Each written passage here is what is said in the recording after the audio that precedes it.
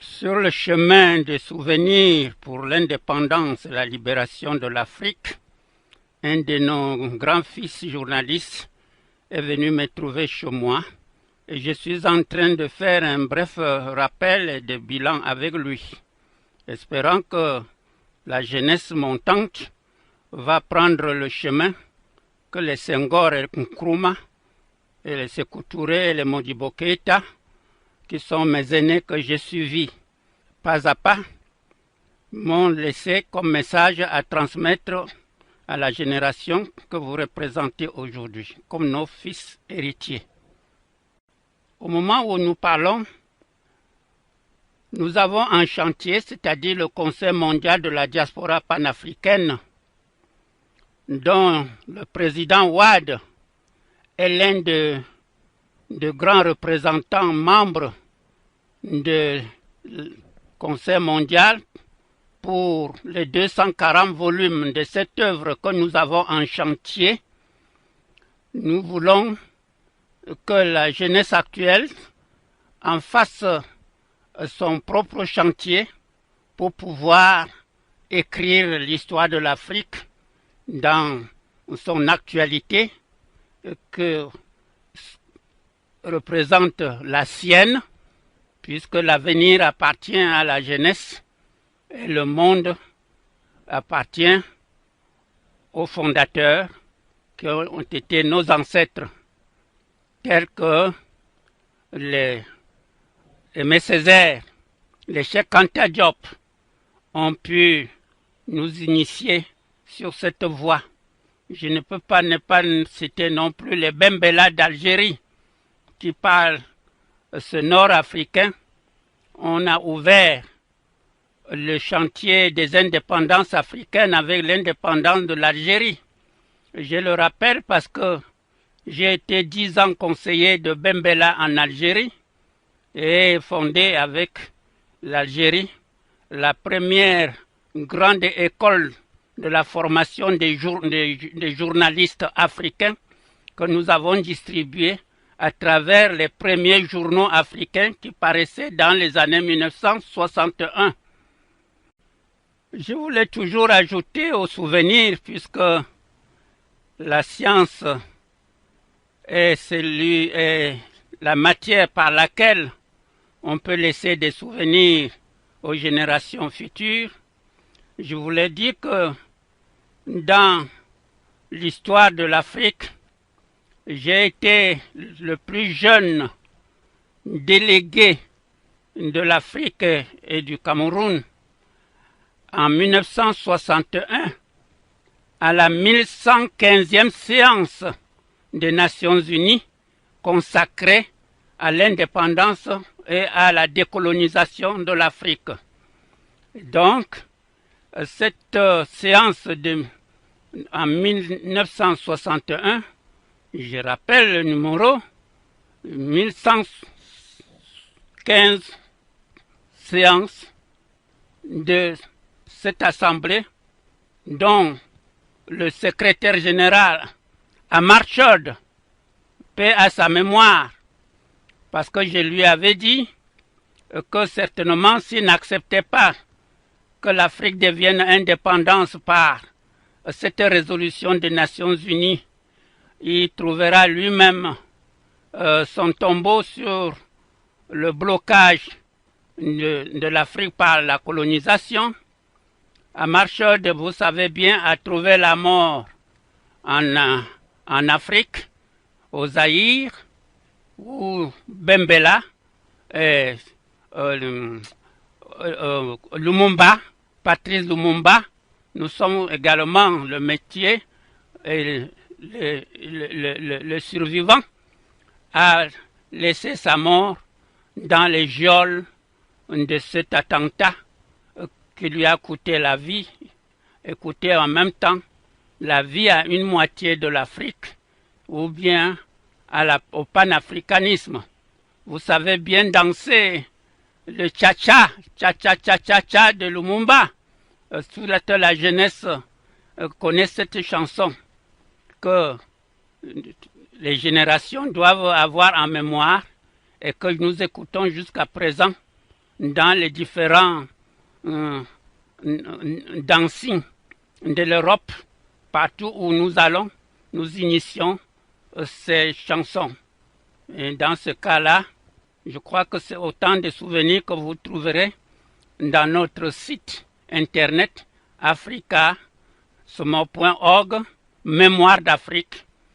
Quand vous tapez Google, vous y trouverez tout le tableau des faits anciens de 1960 à nos jours, pour ceux qui sont tombés pour l'indépendance de l'Afrique, qui nous avons confié à cette rubrique la mémoire avec la dernière conférence que Kadhafi a organisée en Libye avant de mourir.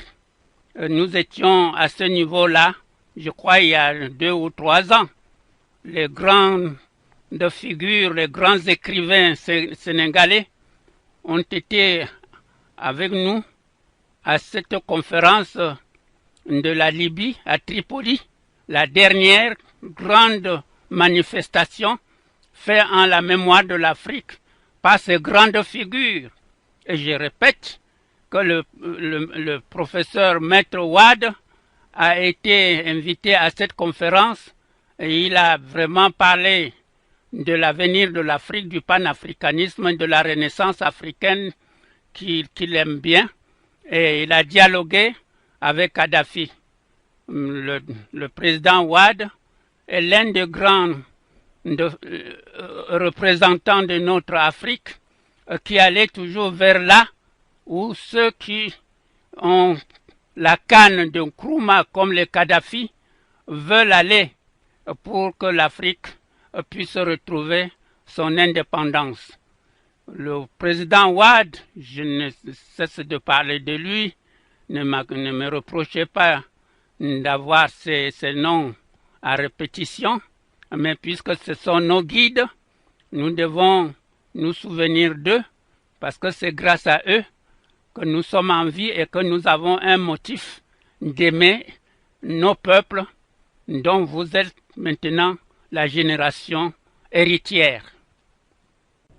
N'oublions surtout pas que le vrai organisateur de la rencontre qui nous unit aujourd'hui est l'œuvre de Sékou Ndiaye, c'est-à-dire, comme je peux dire, mon fils spirituel, qui vient vers vous avec ce message, dont avec vous, vous êtes les légataires qui devaient continuer avec lui pour que cette manifestation, avec celui qui aujourd'hui a fait du chemin pour me trouver sur mon lieu de fatigue, c'est-à-dire notre grand journaliste qui vous présente ce sketch, et que nous vous demandons de leur réserver, puisque ce sont en fait les messages de la paix, les messagers de la paix, pour qu'ils puissent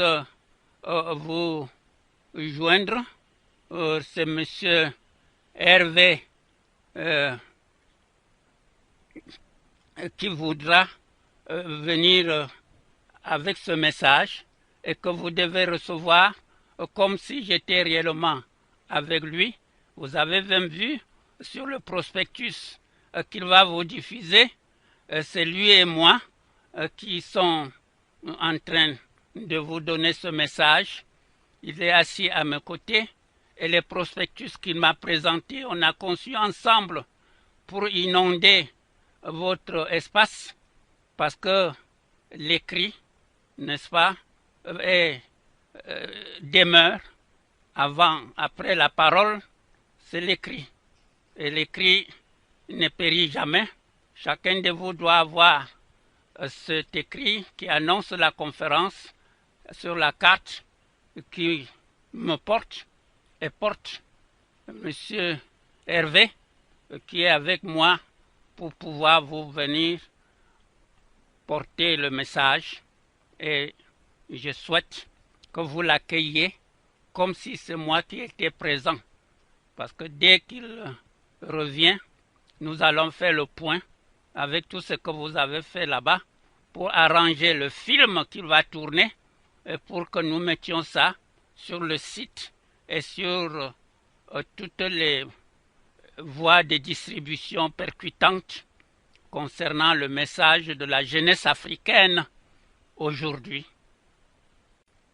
La société News 3S que représente M. Hervé, qui est désormais devant vous comme l'un de nos porte-paroles, est la parole de la Renaissance africaine que nous avons initiée avec un des monuments des projets qui ont tenu à cœur longtemps le président Wade.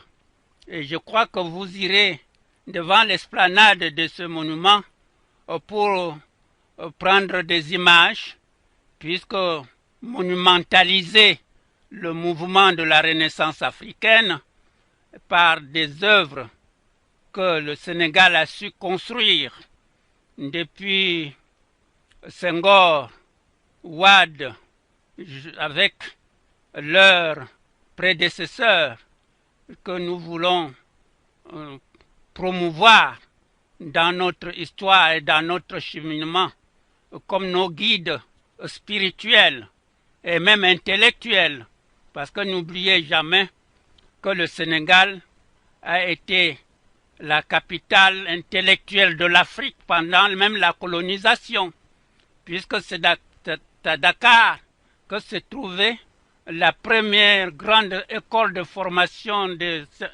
enseignants, qu'on appelle école normale, n'est-ce pas, qui a produit les premiers intellectuels africains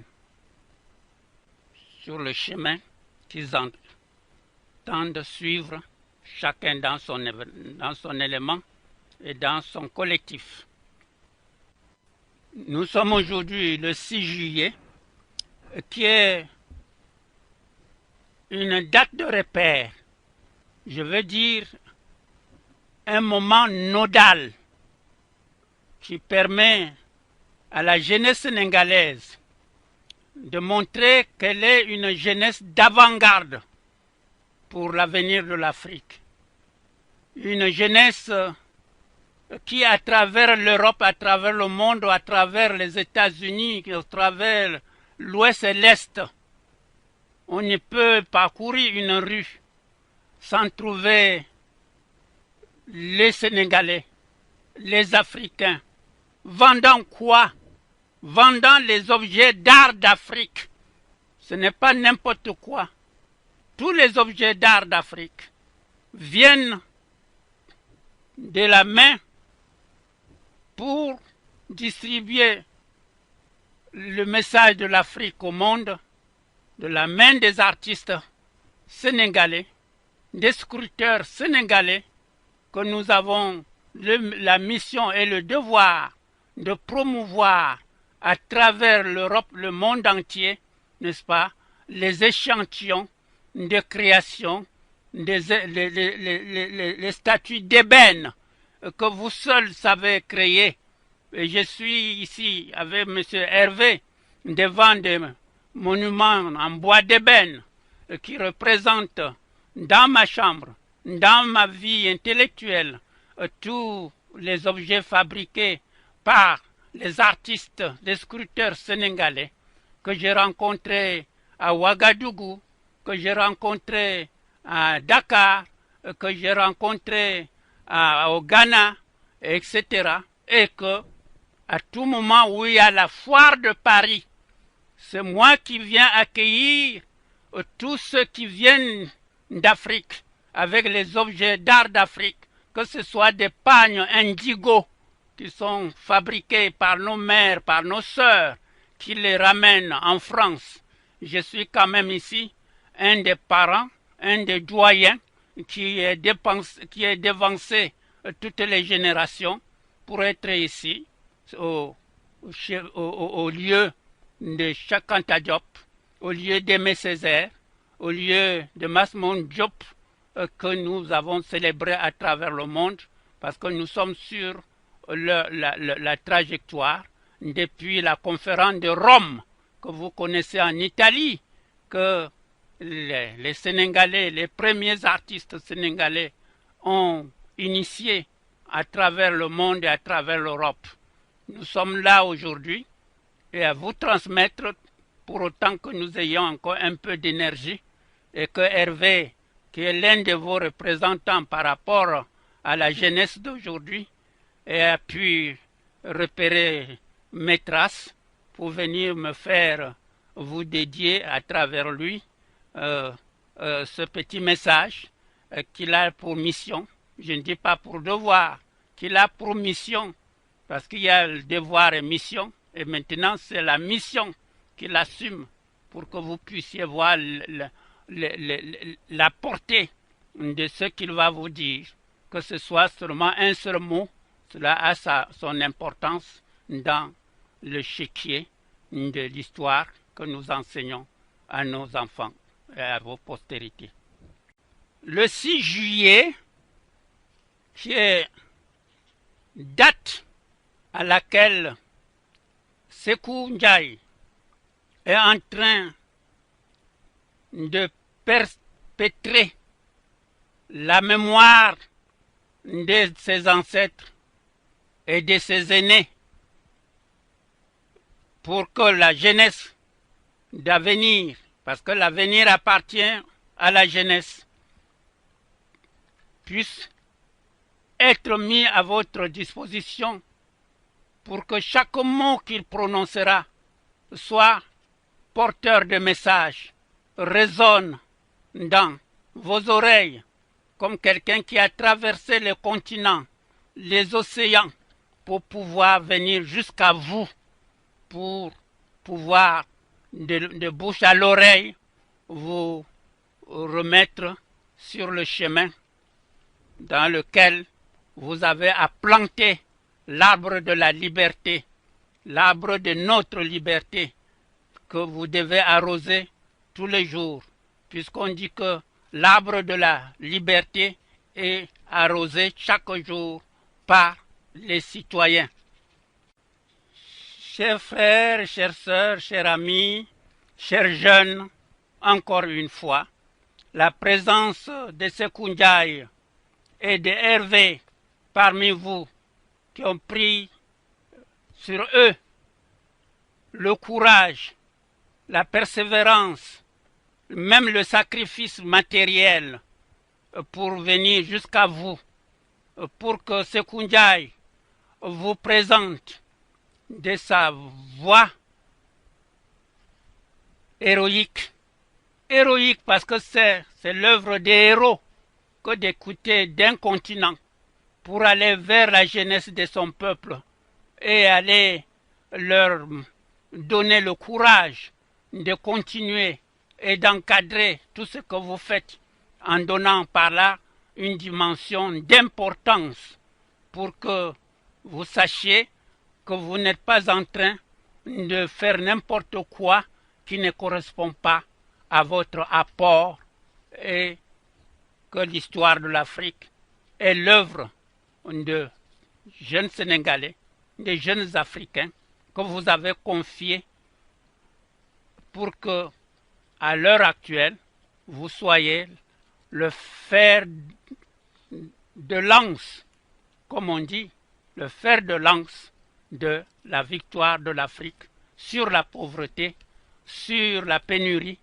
et pour que les richesses dont l'Afrique regorge, le diamant, l'or, les manganèses, c'est-à-dire tous ces métaux précieux qui permettent de fabriquer les avions, les bateaux, les hélicoptères et tous ces minéraux précieux qui viennent d'Afrique, fait que votre génération doit savoir que sur place en Afrique, vous pouvez fabriquer des avions, vous pouvez, parce que vous avez des espaces en Afrique. Le Sahara est vide, on a besoin d'espace, l'espace que nous avons en premier, l'or que nous avons en premier, le diamant que nous avons en premier, qui vous appartient parce que c'est votre richesse naturelle dont Dieu vous a doté.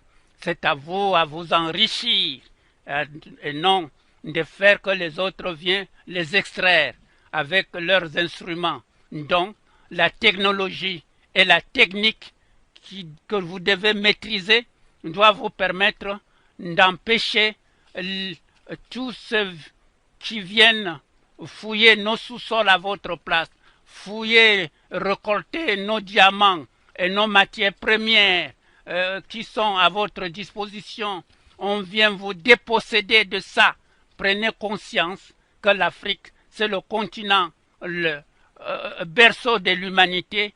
L'Afrique est le berceau de l'humanité qui est celui qui alimente les autres continents, qui n'y trouvent que leur terrain de guerre et de rivalité, alors que même leur propre armement, ils viennent le fabriquer sur notre continent. Et pourquoi pas nous?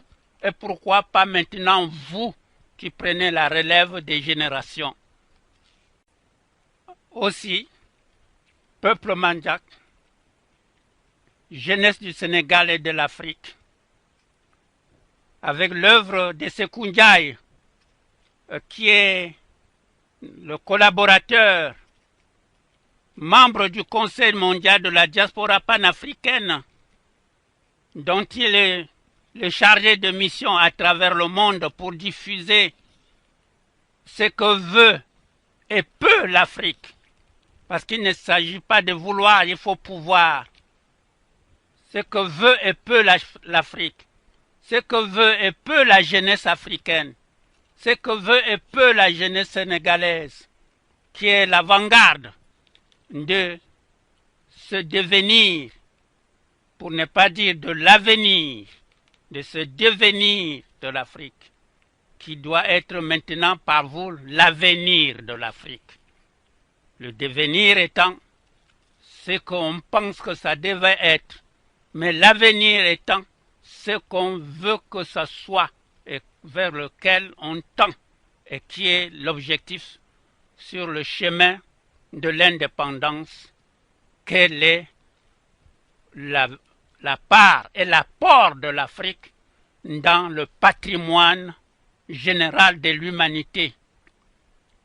Donc, je vous pose cette question finale.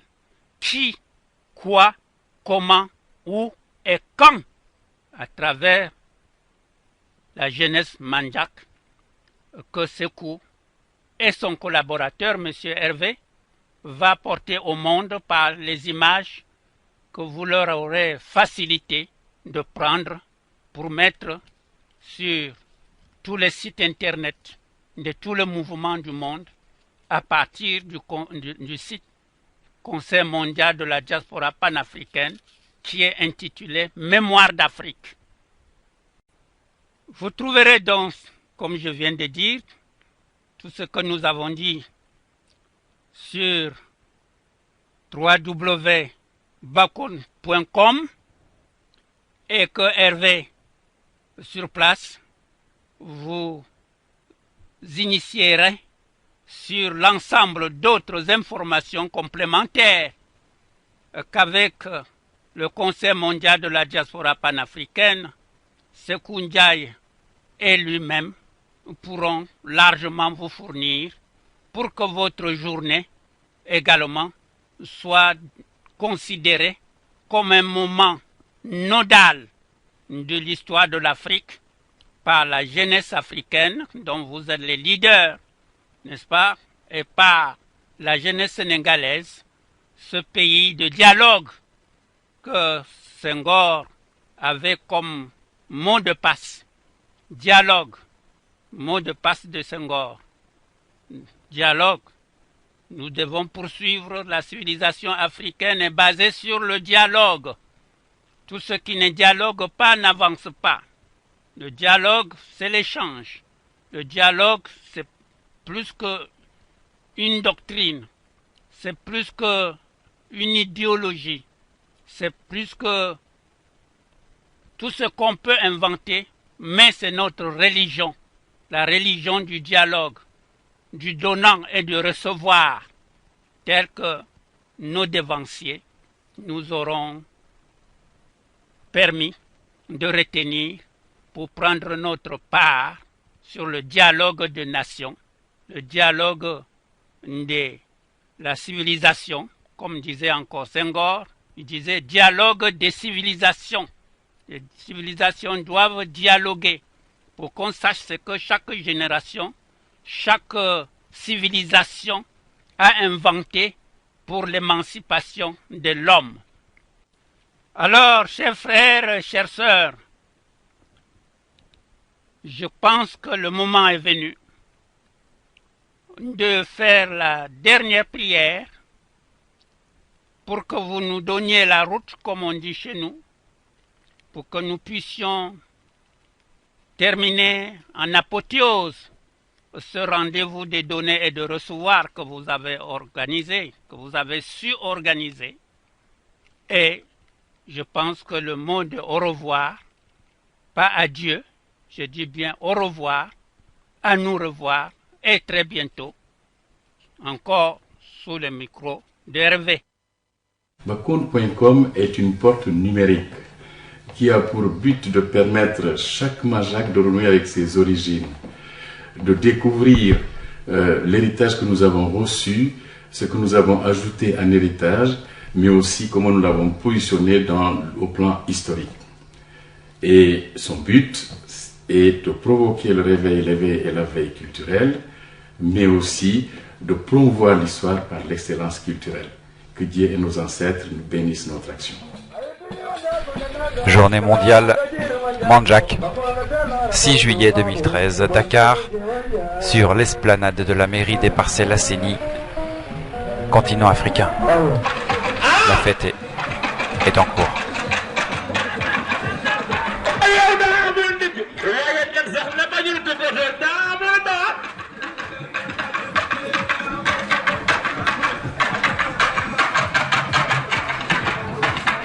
Sugar.